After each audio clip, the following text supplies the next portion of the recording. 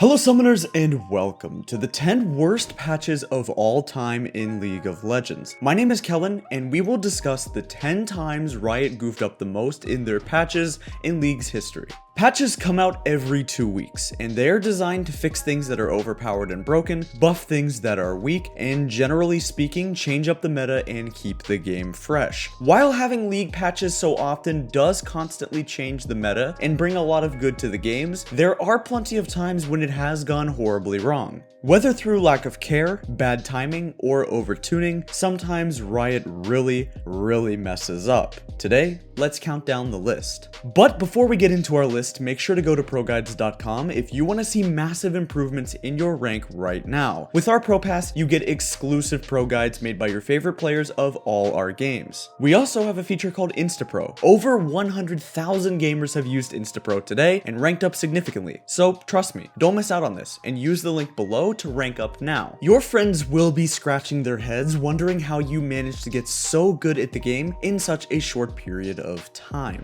Alright, starting off at number 10, we have the Feral Flare patch, patch 4.5. On this patch, we saw the release of Feral Flare, which gave the following stats: 15 attack damage, 35% attack speed. It built out of Wriggle's Lantern upon killing 25 large monsters, and once you did that, it gained 15 attack damage and 35% attack speed. It also retains the 30% gold passive. The real doozy though was the other passive. Basic attacks deal 100 plus 3 per feral stack bonus magic damage and restore 10 plus 1 feral stack health. Enemy champions take 33% of the bonus magic damage. The big thing here is once you actually got your transformation, you became an unstoppable duelist. Champions like Master Yi and Udyr would run train on your team and could easily 1v9 with the damage and healing that it gave. Farming junglers could of course stack this very quickly. It was relatively cheap, and for what it gave you, there was no reason to ever gank, and instead your entire point of your existence was just to power farm and then 1v9, which isn't exactly a healthy game style for junglers that Riot likes. You screw your laners over, then say don't worry, GG, me stack. Kinda lame. The item would be nerfed several times since it was introduced into the game for mid-season 4, and on patch 4.20, it would be reworked into Devourer. The concept of farming junglers and a farming jungle item would exist for a little bit longer during season 5, with the also addition of Sated Devourer being added a bit later on, but the concept was completely scrapped for junglers with the introduction of the item that we still have today, which is Blood Razor. Next up at number 9, we have patch 8.10, which is the infamous Scuttle Crab patch. These were some changes intended to hit junglers during the early game and lower their overall impact on the game itself. At the time, most junglers did both buffs and raptors, hit level 3, ran around the entire map, ganked every lane, and laughed at you because Jarvan was OP as heck, ganking every single lane with ease. So they took a big hit to the amount of experience that you got from your normal jungle camps, meaning that if you wanted to hit level 3, now you had to clear nearly your entire jungle. To compensate for this, Riot had the beautiful idea of putting insane value on the Scuttle Crab, making it a sort of mini objective. This seems okay in theory. Let's make the junglers fight over the crab, that way they have a duel and stop ganking lanes for 3 seconds. Please, my goodness, just leave me alone. It would actually end up doing the complete opposite and making the jungler and laner interaction even more toxic. All laners ever since this patch are essentially expected to give up their whole lane and help the jungler secure the crab. All lanes have to have priority, and champions who do have priority in the early levels are put on extremely high value. Ever since this patch, when you hear a high elo player talk about which champions are good and why, you know what the number one thing they say is? Well, they can help contest scuttle fights. Thankfully, Jat stepped in a bit this season, and now all laners should be level 3 and have enough time to contest Scuttle since they pushed the respawn timer back a little bit. But this is still one of the changes I honestly believe that almost the entire community agrees was terrible and still is bad for the game. Maybe they should just revert these changes entirely. Moving on to number 8, we have the RUNEGLAIVE patch on 5.12. Back then, Riot was looking to have a different AP jungle item with the newly reworked jungle for season 5. The old jungle item was called Magus, and it really wasn't cutting it for mages anymore. So the thought was to come out with essentially a version of Lichbane, but for junglers. It would build out of Sheen, give you some magic damage and AP, and this would end up coming with a couple of problems. Number one, it actually converted your attack from physical damage into magic damage, rather than just adding bonus magic damage. Number two is that it was an AoE effect that not only worked on the jungle camps, but also on minions. The item was basically a wave clear Lichbane that synergized better with magic penetration like Sork Shoes because it converted the damage and it was only 2250 gold. Let's just say it didn't take long before Ezreal mid lane with Smite became insanely OP. RUNEGLAIVE Ezreal was the clear best in class champion with the item for mid lane, but we did see a few other AP mids try it out with success like Orianna. In the following patches, the AoE on minions was removed, the magic damage conversion was removed, and the item had its cost increased, killing it from viability in the mid lane. Now, some of you may be thinking that we were all done talking about the OP mid laners with RUNEGLAIVE, but boy, we're just getting started. On 7.21, it brought us some pretty cool changes, such as some much needed nerfs to Sejuani, Azir, and Ardent Censer. However, in the opposite end of the spectrum, there were some crazy, I mean literally crazy buffs to Galio that allowed him to become probably the most OP AP champion of all time until he was hotfixed only one day later. The thing that is most odd about this change is that people could clearly see on the PBE his numbers were too high. There were plenty of YouTubers that said, look, this damage on AP Galio is not fair. Yet, they went ahead anyway with the changes, bringing into further question what the point is of the PBE. It seemed pretty obvious to most of the community that the champion was completely out of hand. The biggest part of why he was so strong and why his Q was so overtuned was because of the damage increase per 100 ability power. He was given a buff to the maximum health damage over time. Instead of 2% of the target's maximum health per half second, it was changed to 3% of the target's maximum health per 100 ability power per half second. Basically what this jumbled mess of numbers means is just that the percentage would go up by 3% every 100 AP that he got. So you would just get as much AP as you possibly could with Luden's Deathcap and Spellbinder and watch your enemy's health bar melt. It was like a Veigar ultimate that was AoE on a 4-second cooldown, which you don't need me to tell you that it wasn't very balanced. We all love to play versus assassins. I mean, what could be better than getting one shot by a Talon in less than a fraction of a second, only for him to all chat a question mark and for you to say, wow, that's a lot of counterplay, right guys? Well, sadly, patch 7.14 was basically the patch that ADC became a dead roll. The assassin item update was a monumental screw up by Riot, where they took a look at how lethality items were being used in the current meta. Before this patch, lethality items were in a pretty bad spot because of one specific interaction, the level scaling. You see, when Riot introduced lethality items in the Assassin rework, one huge thing that they were aiming to do was give the player an actual chance against assassins who are snowballing, and one of their ways of doing this is making the armor penetration on lethality scale with your opponent's level. This is fair because this limits the snowballing of assassins, since when they get ahead and the enemy gets behind, they don't continually gain more and more levels, more and more gold, and in turn, more and more armor penetration, while you're stuck being a Jinx that is 15 levels behind the Zed, getting obliterated on spawn, and armor doesn't really work into your build path. The idea from Riot was very sound. So sound, in fact, that, well, it actually worked. It did limit the snowballing capabilities of assassins, and it made them a pretty weak class. On this patch, lethality items were given a makeover, which gave them more lethality, and it removed the level scaling mechanic on your opponents and put it on the user. This means that the Zed, Talon, Riven, or Jace player would not be punished for getting ahead in levels. Rather, they would be rewarded. This also came with some pretty big buffs to Duskblade itself, and this would be known as the Nightmare patch for everyone playing against AD champions. Pretty much every AD champion in the game became a lethality abuser. Pantheon, Talon, Riven, Zed, Jace, Kled, you name it, they were buying it. On top of that, ADCs who built crit were so dead after the changes. The only 3 ADCs that became viable were the ones who could build lethality, which were Jhin, Varus, and Misfortune. Let's just say that this patch was the end of Jinx as a champion for quite a while. She was given a timeout by Riot. The Season 3 patch is a memorable patch. In terms of overpowered items, it introduced the single most OP item of all time, which was the Black Cleaver update. When you look at this objectively, you might ask yourself, why is this so low on the list? At only number 5, a patch that completely broke the game for 2 weeks, why is this at number 5?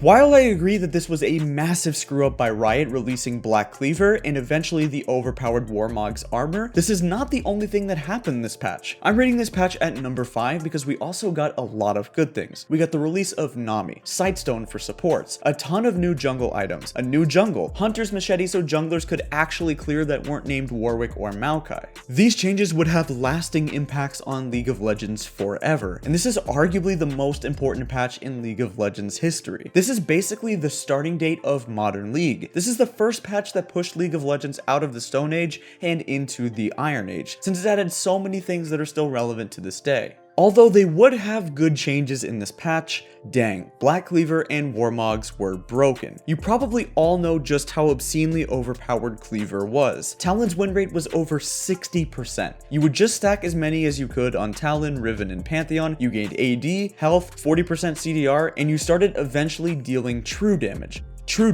on an assassin. Riot was forced to nerf the item one patch later, but for about 2 weeks, League was in a full-on panic mode with the League of Black Cleavers. If there are any certainties in League of Legends, there are at least 2. You really shouldn't chase Singed, and man, ADCs can be crybabies. Arguably the role that cries about their role the most is ADCs. They constantly want to carry, say that their role sucks to play, and generally speaking, all ADCs stink. It's a dead role. Despite having some incredibly overpowered and overloaded champions at their disposal, such as Kai'Sa, it seems it never ends with ADCs and their complaints. However, on patch 8.11, they were finally in the right with these complaints. This patch was an absolute crapshoot, and is number 4 on our list today, but could be seriously potentially the worst patch of all time. It's at least in the conversation. Going into the patch, marksmen were too strong. That's a given. We just came out of a world's meta dominated by bot lanes, Ardent Sensor, and ADCs. The game state was getting really stale. Riot wanted to change up the meta and very quickly. Before people started leaving to go play other games considering it was basically the same meta for an entire year, Riot would make some drastic changes. They completely gutted crit items, so much so that on the very next patch they had to be rebuffed. Traditional marksmen that built crit, such as the likes of Tristana, Caitlyn, and Jinx, would go from around S or A tier to literally dumpster fire tier. This removed so much damage from their kits, increased the cost of their build significantly, and called for a Tyler 1 video on social media to revert the changes. In his words, he can't even play the game. So, if completely killing one of the 5 main roles of the game wasn't enough for one patch, let's also not forget that on the very same patch, Riot did the Banner of Command changes, which had to be immediately hotfixed. Banner was the most broken item in the last 5 years when this was changed to 70% reduction to everything, and this change was so bad, Riot knew just how bad they've been screwing up with Banner that they just completely removed it on the very next patch. They said, hey, we can't balance it and have made a ton of mistakes, so let's not make any more. Goodbye, Banner of Command. Season 6 had an interesting preseason. It brought one new main feature to League of Legends that was extremely exciting: Keystone Masteries. They were designed to be more impactful masteries than ever before, which allowed a player to make a real and important choice game to game with their pre-game setup. This is a great idea for a game like League of Legends, and this idea was transferred over to Season 8 with the Runes Reforged, where we now have Keystone Runes. With the release of these new keystones came one in particular that was so incredibly broken that Tryndamere for the first time in forever became a viable jungler in competitive play. Warlord's Bloodlust was added to the game and completely shocked the community for one main reason. I remember this time, in fact, as it was the time in which I started getting a little bit higher rated in the game. I had just hit Diamond for the first time that season, and I remember reading this on PBE and thinking to myself, there's no way that tooltip is correct, right? I mean, there's no way. There's a cooldown, there's a number change there. There is no way that's being released into the live server just like that, right? Well, think again, because Riot is full of surprises. On patch 5.22, Warlord's Bloodlust actually did this. This actually got out of PBE, and this was actually on the live server. Critical strikes heal for 15% of the damage dealt and grant 20% bonus attack speed for 4 seconds on a 2-second cooldown. The 2-second cooldown, the attack speed buff, the 15% healing. What the heck? If you don't remember this or didn't play at the time, let me assure you, no joke, Tryndamere couldn't die. He was unkillable. They gave him a new passive called Undying Rage forever. He cannot be killed. Trynd and Yasuo were the clear benefactors of this keystone because they crit a lot and have crit built into their kit. And Tryndamere could clear the jungle forever, as long as he wanted. He never ever had to recall. He stayed full HP during his entire jungle clear, even from level 1. If he wanted to power farm all game with just a Zeal, you could really do that if you wanted to. Thankfully, in a hotfix, Riot would change the keystone to only being able to heal on champions rather than the minions and the monsters, and Tryndamere would lose his time as being the most OP jungler in the game pretty darn quickly. This was the first time I really questioned the balance team as a player. I know that I'm not perfect. I know that I'm not the smartest guy in the world, and I know that balancing this game is very hard. I would never want that job. They do a far better job than I ever would. Except for this. This was just a huge fail. I would never put that into the game. What on earth? Sometimes in life, we just ruin everything. Don't worry, you guys aren't alone in that aspect. Maybe we show up to a party, accidentally start some drama, spill a drink, trip over a table, accidentally throw up all over someone's shoes. Well, that's just about the equivalent of what Riot did to Worlds 2015. You see, not too long before Worlds for that season, Riot had released some crazy overpowered meta-changing champions. Fiora and Gangplank were reworked recently and were ridiculously overtuned. So much so that they've both been nerfed at least a dozen times nowadays as a result of them being so overloaded on release. If that wasn't enough, Riot also decided to do the Juggernaut rework, releasing 4 new massive reworks to Darius, Mordekaiser, Skarner, and Garen. Mordekaiser would end up being 100% picker ban at Worlds 2015, and he was a permaban get out of my game level of overpowered. He was a bottom laner that gained XP like he was in a solo lane, and his dragon and numbers were totally overtuned. As for Darius, well, he would become the meme of the tournament, as he was let through a couple of times, and when he was let through, he was pretty much guaranteed to get a pentakill. His Q healing was insane compared to what it is today. Riot admits fully that they completely screwed up this world championship by making way too many changes far too quickly, and this will go down as probably the worst worlds of all time. Finally, for number 1. On this list, we've been talking about a lot of patches that were from a while ago, indicating that, hey, maybe Riot isn't doing so bad recently. Well, taking home the number 1 spot, we have one of the most recent patches that just happened a couple of weeks ago, patch 9.14. This patch is on here not because of some crazy balance thing that they screwed up like giving Galio a Veigar ultimate that was AoE, but actually because of one main thing.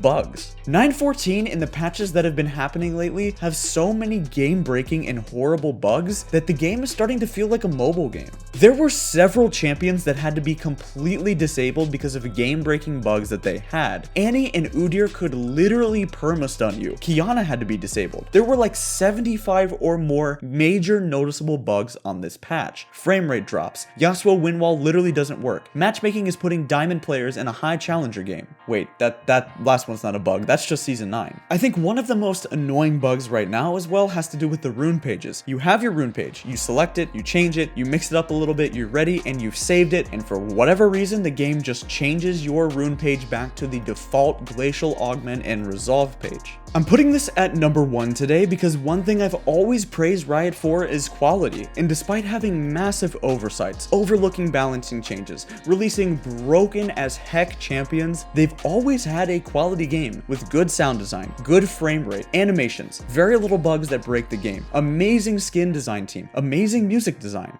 But nowadays, I think that League of Legends has actually descended into a lower quality game, which is very bothersome to me, and my hope is that Riot will fix it very soon. I've played the game for a very long time, more than 10,000 games of League, and I've never ever felt this way about the game. I've never felt that the game is actually of lower quality than I think it should be at. Anyway, that's gonna wrap up our list today on the 10 worst patches of all time. Let us know what you thought of our list down below, because there are plenty of other patches that we didn't cover today, like Sated Devourer, Mordekaiser's release, patch 4.20 Warwick, stuff like that. So let us know what you think the worst patch ever is. Make sure to also check out ProGuides.com for guides and videos that were made by your favorite pro players, such as Hai, Bunny Fufu, and Mike Young. We're going to start uploading a lot more content within the coming weeks, so make sure you hit that bell icon to be notified of every upload. That's all for now. Thanks for watching, and I'll see you guys on the Rift.